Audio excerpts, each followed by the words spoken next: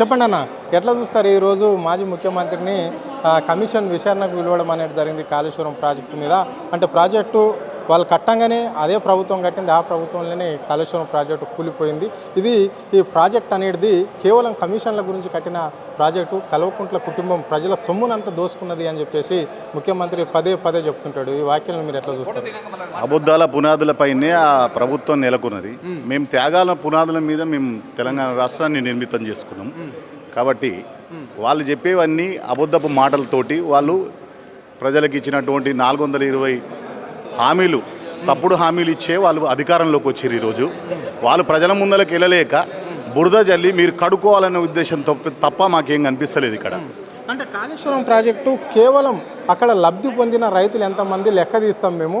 అంటే ఇక్కడ కాళేశ్వరం ప్రాజెక్టు కట్టకముందు రైతులు పంటలు పండించలేరా, పంటలు బతకలేరా ఈ ప్రాంతంలో, తెలంగాణ ప్రాంతంలో అని చెప్పేసి కూడా కాంగ్రెస్ నాయకులు చెప్తూనే ఉంటారు ఈ మాటలు. దీన్ని ఎట్లా చూస్తారు? వాళ్ళు చెప్పే విషయంలో వాళ్ళ చేత కాదు, చేసిన వాళ్ళ మీద వాళ్ళు మాటలు గాయించి చెప్పడమే తప్ప వాళ్ళు ఏనాడు కూడా చేతల ప్రభుత్వం కాదు అది.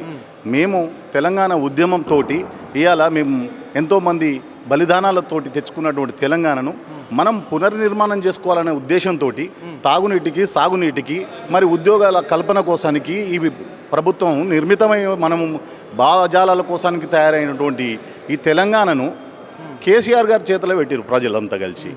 పెడితే ఆయన ఈ దానికి పెద్దన్నలాగా ఈ ఎవరికి ఏం కావాలనే ఉద్దేశంతో రైతాంగానికి కానీ కరెంటు కానీ కడుపు నిండా కరెంట్ ఇచ్చుకొని మరి 3 పంటలు నిర్విరామంగా వండించుకొని మరి రాష్ట్రంలో దేశంలోనే అగ్రగామిగా పంటలలో మరి దిగుబడిలో కూడా మన రాష్ట్రాన్ని ముందుంచిండు.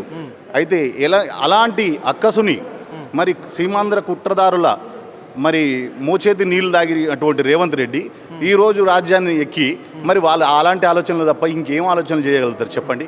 పోనీ ఇప్పుడు వాళ్ళు వచ్చినప్పటి నుంచే ఇప్పటి వరకు ఒక్క ప్రాజెక్ట్ అయినా కొత్తది ఏదైనా కట్టిరా, ఒక్క ఎకరాకు నీళ్ళు ఏమైనా ఇవ్వగలిగిరా? మరి 40 లక్షల ఎకరాలకు నీళ్లు మరి కాళేశ్వరం ద్వారా పోతున్నాయని చెప్పేసి మేము గంటాపదంగా చెప్పగలుగుతాం. మళ్ళీ అది చెప్పే ధైర్యం ఉందా? ఇప్పుడు కమిషన్ దగ్గరికైనా ఎవరి దగ్గరికైనా తీసుకపోతే ఏముండదు ఆడ ఏమైనా కొండను తొలిగి ఎలుకను పట్టినట్టే ఉంటుంది తప్ప ఎలాంటి అవసరం దొరకదు. కేసీఆర్ గారు మరి త్యాగాలతోటే తీసుకొచ్చిండు, చావు నోట్ల తలకాయ పెట్టి తీసుకొచ్చిన తెలంగాణను ఏ విధంగా అభివృద్ధి చేసుకోవాలనేది ఆయనకు తప్ప ఇంకొకరికి ఎవరికి కమిట్మెంట్ లేదు. కాబట్టి బురద జల్లి మీరు కడుక్కోవాలనే ఉద్దేశమే తప్ప ఇంకొకటైతే ఎడ కనిపిస్తుంది. అంటే ఇక్కడ కాళేశ్వరం ప్రాజెక్టులో ఎవరెవరైతే కమిషన్లు తీసుకున్నారో ఆ కమిషన్లన్నీ కక్కించి ప్రజలకు ఏదైతే 6 గ్యారంటీలు ఇస్తామన్నామో ప్రజలకు ఏ గ్యారంటీ కూడా కొట్టకుండా ఇందిరమ్మ రాజ్యంలో ప్రతి ఒక్కరికి సంక్షేమ పథకం అందియడమే కాంగ్రెస్ ప్రభుత్వం లక్ష్యం. అంటే అక్కడ కాళేశ్వరం ప్రాజెక్టులో తిన్న పైసలన్నీ కక్కించి ప్రజలకు వంచి పెడతామని చెప్పేసి ముఖ్యమంత్రి అంటున్నాడు. ఈ వాక్యం మీరు ఎట్లా చూస్తారు? ఫస్ట్ వాళ్ళ ఎమ్మెల్యేలు, వాళ్ళ మంత్రులు 10% లేకుండా వాళ్ళు బిల్లులే పాస్ చేయలేకపోతున్నారు. అలాంటిది మేము దానికి ఎలాంటి రుజువులు లేకుండా ఎలాంటి నిజ నిర్ధారణలు చేయకుండా ఉత్తిగానే ఒకటి బట్ట కాల్చి మీదేసి మీరు కాల్చిన తిన్నరు అని ఎట్లకెళ్ళి తింటారు? ఆడ ఏమైనా నిర్మితం జరిగిందా లేదా? అన్ని రిజర్వాయర్లు కానివ్వండి, ఇన్ని టన్నెల్స్ కానివ్వండి, ఎంతో పంప్ హౌజులు కానివ్వండి, అవన్నీ ఏమైనా గాలికొచ్చి కడతారా అండి? డబ్బుతోటే కడతారు కదా. మరి 1,00,000 కోట్ల అవినీతి జరిగిందని ఒక్కొక్క మహానుభావుడు మరి అవాకులు చెవాకులు పోతురు. దానికి అయ్యిందే 94 లక్షల కోట్లు అయితే మరి 1,00,000 కోట్ల అవినీతి ఎట్లా జరిగింది? అక్కడనే తెరిచిపోయింది ప్రజల ముందల. ఇప్పుడు ఇంకోసారి మాకే మంచి పద్ధతి, ఇప్పుడు మంచిదయ్యింది. ఎందుకంటే అది ఎప్పుడైతే కమిషన్ ముందర పోతుందో నిజ నిర్ధారణ జరుగుతుంది. ఇది జరిగిందని చెప్పేసి మాకే ప్రచారాస్త్రంగా వాడుకుంటాం తప్ప వాళ్ళకే ఇంకా నష్టం తప్ప మాకేలాంటి నష్టం లేదు. స్వతంత్ర భారతదేశంలో ఏ రాష్ట్రంలో అన్నా ఇలా కమిషన్ ముందట ఒక ముఖ్యమంత్రిని కూర్చొని అంటే ఒక మంచి పని చేస్తే ఒక ప్రాజెక్టు కట్టిన ముఖ్యమంత్రిని ఇట్లా విచారణ చేయించిందా ఏ ప్రభుత్వం అన్నా? ఇక్కడనే జరుగుతుందా ఈ రాష్ట్రంలో? ఇప్పుడు అధికారాన్ని అడ్డుపెట్టుకొని ఏదైనా చేయొచ్చు అనే చందంగా ఒక రోమ్ నగరం చేసినటువంటి ఆ నియంత పాలన లెక్కనే ఈ ప్రభుత్వం నడుస్తుంది తప్ప పులికేసి అని వినొచ్చు మీరు. 23వ రాజు పులికేసి అని ఉంటాడు. ఆ పులికేసి సందంగానే ఉంది తప్ప ఎలాంటి కొత్త రకాలు లేవు. నేను ఇట్లా చేసిన అనే విధానమే తప్ప ఇలా ప్రగతి భవన్ని ఏదో బార్గెట్లు తీపిచ్చేసి నేను ప్రజాభవన్గా చేసిన అని అంటుండు. కానీ మరి ఒకనాడు ఎందుకు లేకపోయినావు అందులో? మరి నువ్వు ఒకనాడన్నా ఒక అర్జీ తీసుకున్నావా? సామాన్యులకి అందుబాటులో ఉన్నవా? మరి బారికేట్లను తొలగించినట్టు నువ్వు ఇప్పుడు ఏడవై ఉంటున్నావు, నువ్వు సొంత ఇంటికాడ నువ్వు బారికేట్ల మధ్యలోనే కదా నువ్వు బతుకుతున్నావు. ఏవైతే చెప్పిండో ఎలాంటి మోసపూరితమైన మాటలు చెప్పిండో ఆ మోసపూరిత మాటల్ని ఇప్పుడు అంతా జనాలు గుర్తుపట్టిరు.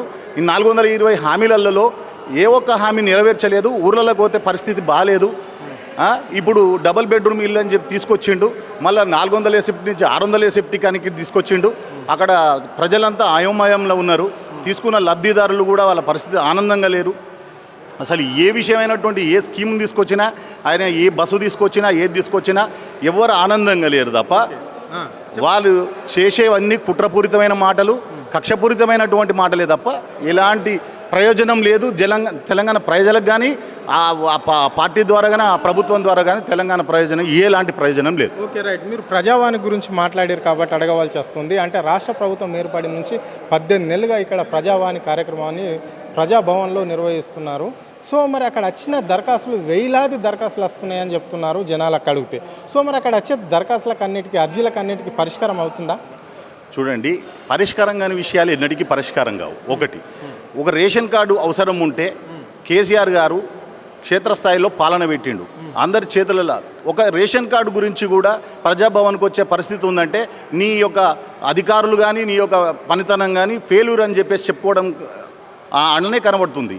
ప్రతి విషయానికి ఒక ముఖ్యమంత్రి దగ్గరికి రావాలంటే, మరి ప్రతి విషయానికి ముఖ్యమంత్రి దగ్గర రావాలంటే ఇక మరి పాలన వ్యవస్థ ఎందుకు, ఒక సర్పంచ్ ఎందుకు, ఎంపీటీసీ ఎందుకు, జెడ్పీటీసీ ఎందుకు, ఎంపీపీ ఎందుకు, మరి మండల వ్యవస్థ ఎందుకు, ఒక ఎంఆర్ఓ వ్యవస్థ ఎందుకు ఇవన్నీ?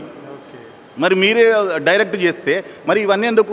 మరి ఎందుకు స్థానిక సంస్థల ఎన్నికలు పెట్టలేకపోతుంది ప్రభుత్వం? గడువు పెరిగిస్తుంది. దీనికి ప్రధాన కారణం ఏంటి? ప్రభుత్వం ఏర్పడి 18 నెలల సర్పంచ్ల, గ్రామ పంచాయతీ సర్పంచ్ల కాల పరిమితం అయిపోయి కూడా 1 year అయిపోయింది.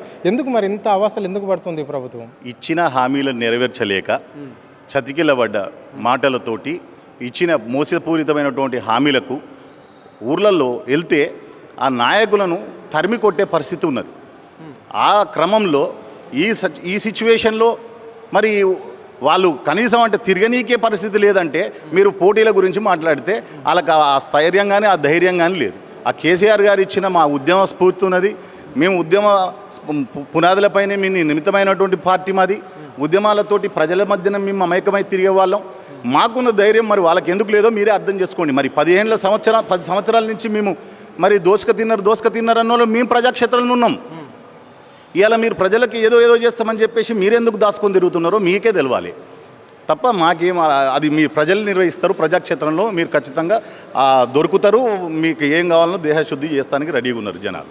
రైట్ సార్, ఇది పరిస్థితి. అంటే 6 గ్యారంటీలు పక్కకు పెట్టేసి ఓన్లీ కేసీఆర్ కుటుంబాన్ని టార్గెట్ చేస్తూ కాళేశ్వరం ప్రాజెక్టును ఏదో కమిషన్ ముందు పెట్టి ఆడుతున్న నాటకం రేవంత్ రెడ్డి అని చెప్పేసి ఇక్కడ స్పష్టంగా చెప్పడం అనేది జరిగింది. స్థానిక సంస్థల ఎన్నికలకు పోతే మాత్రం కాంగ్రెస్ పార్టీకి తగిన బుద్ధి చెప్పడానికి ప్రజలు సిద్ధంగా ఉన్నారు గ్రామాలల్లో అని చెప్పేసి కూడా వాళ్ళు స్పష్టంగా చెప్పడం అనేది అయితే జరుగుతుంది. అంటే ఇవన్నిటిని మరిచేసి, పాలనను మరిచేసి ఓన్లీ కల్వకుంట్ల కుటుంబాన్ని టార్గెట్ చేస్తూ ముఖ్యమంత్రిగా కేసీఆర్ను అన్నారు, దించిండు గద్దె. ఓకే, కానీ మరి ఇంకెందుకు అంత అక్కాస్ ఎందుకు, అంత కుట్ర ఎందుకు? కేసీఆర్ కుటుంబం మీద, కేసీఆర్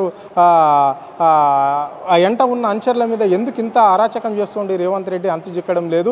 ఏదో ప్రజాభవనాన్ని పెట్టిండు, వాళ్ళకి వచ్చిన ఏ ఒక్క అర్జీ కూడా పరిష్కారం కాక 18 నెలలు కూడా ప్రజలు తిరుగుతున్నారని చెప్పేసి వాళ్ళు స్పష్టంగా చెప్పడం అనేది అయితే జరిగింది. కెమెరా పర్సన్ రఘుతో అరుణ్, ఆద్య టీవీ, హైదరాబాద్.